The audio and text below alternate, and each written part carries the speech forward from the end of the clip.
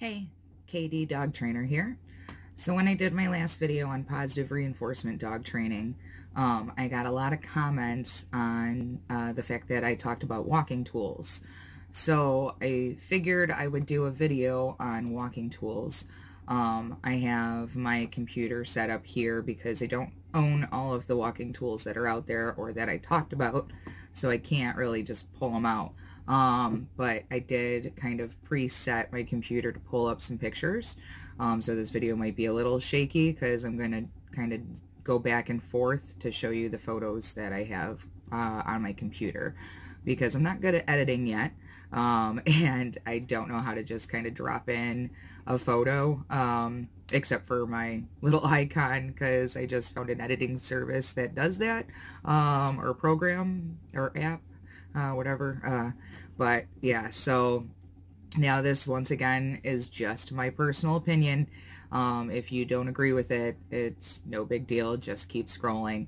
But these are the types of walking tools that I was talking about in the positive reinforcement training, minus the negative reinforcement tools, the prongs and the choke chains I'm not showing in this video, because I don't agree with those as an everyday household training tool.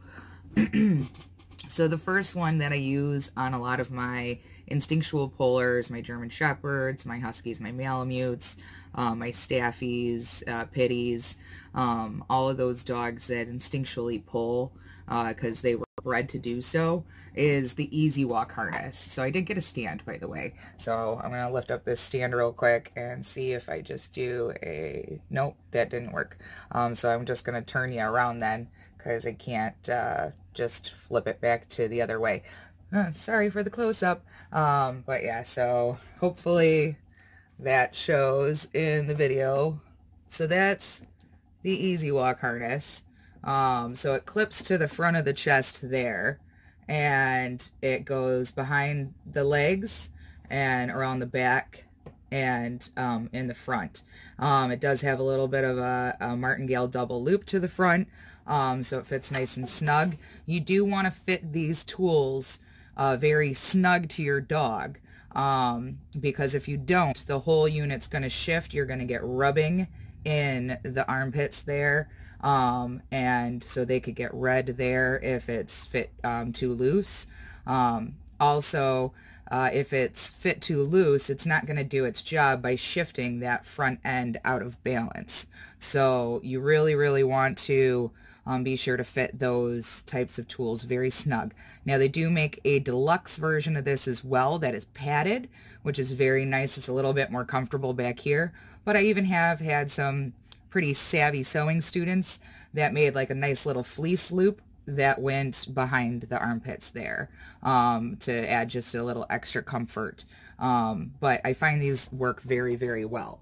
The next one is the head halty, or gentle leader. So let me see if I can get you in frame here. Sorry. There we go. So this is the gentle leader. The head halty has a little backup mechanism that, let's see here. There we go.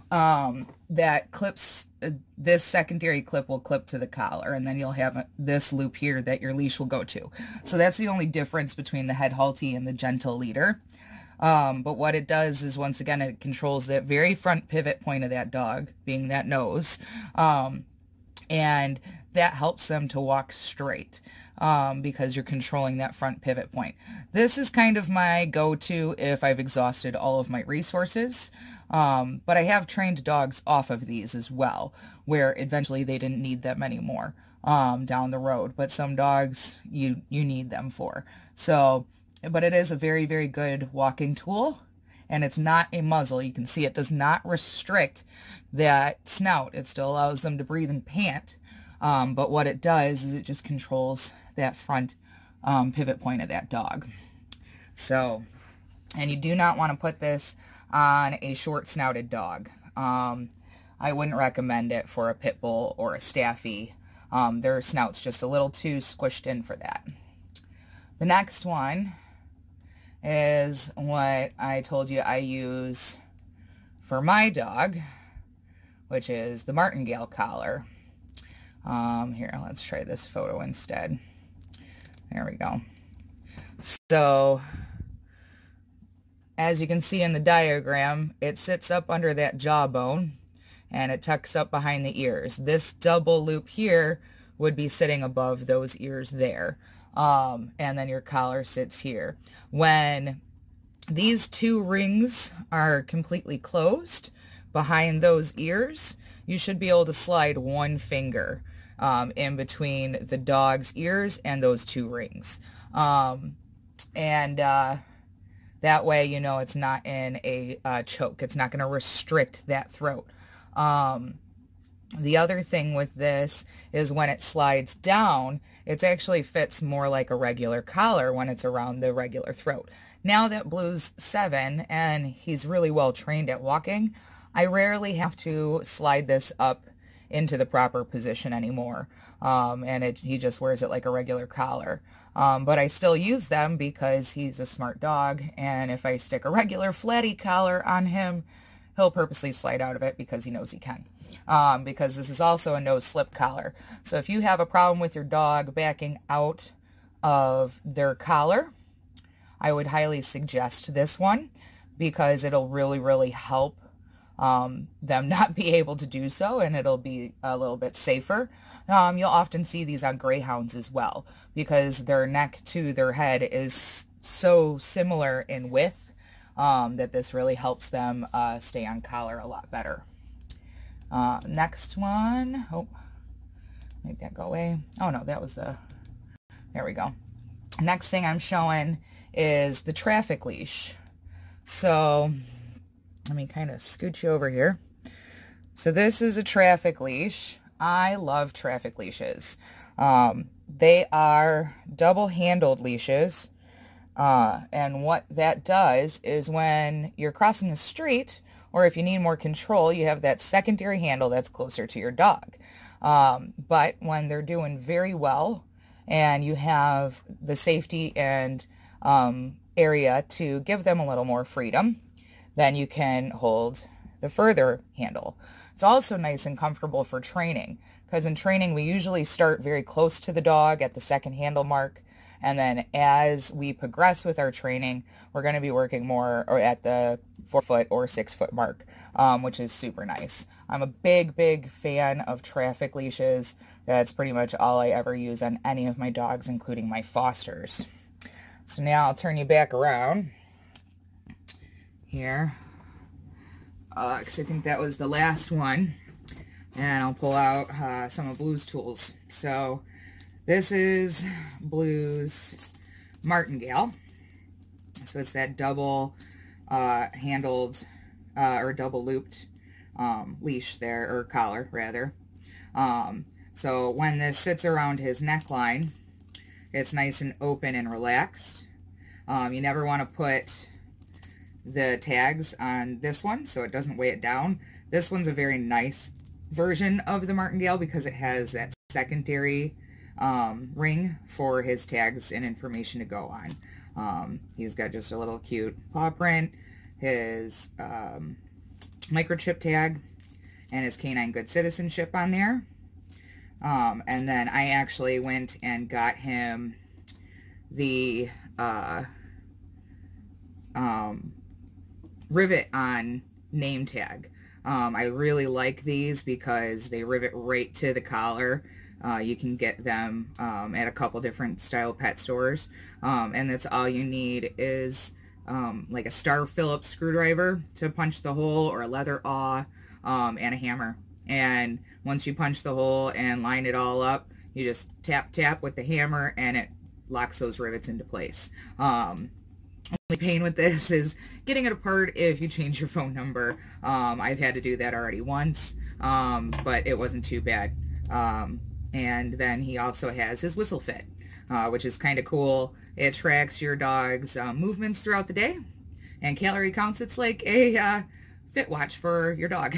And we got this through our vet, which was cool. And they do sell those online as well, the whistle fits. Those are really neat. It's a step counter for your dog. But yeah, so that's a Martingale. So when these two rings are closed and this is positioned under that jawbone, this should be up behind those ears. So the ears will be here. You should be able to slide one finger when those two rings are closed. That way it's not constricting under the jawbone. It's just sitting properly, and you should be able to pull this forward and it shouldn't be able to come off. So that's your Martingale collar. And then we have Blue's traffic leash. So this one here is through a very cool company called Max and Neo. Let me see if I can get that in frame. There we go. And everything that they sell on their website, any rescue that is signed up with them, gets one donated. So that is super cool. So this was actually donated to a rescue that I helped with, and because they signed up with the Max and Neo website and program, which is very neat. But yeah, so if you need one, you can check out Max and Neo online. Help a rescue today, quality dog gear. Very neat. But yeah, you can see it's got that nice padding in the hands, so it's not going to hurt your hands. And then it has the same here as well. And I usually just double them up like this when I'm working with them. And unless they have the full range of freedom, then I just use the one handle, and the rest of this can just dangle. It also has the little ring here. You can stick your potty bags on there. I personally use it on my jogging treat belt. I have a hands-free jogging treat belt. I guess I should have grabbed that. I'll have to show it off in another video here. But it has a clip that actually runs and goes all the way around the waist. So it slides. So you can switch sides with your dog very easily. It allows you to be hands-free, so if you're a runner or a jogger, it's pretty awesome.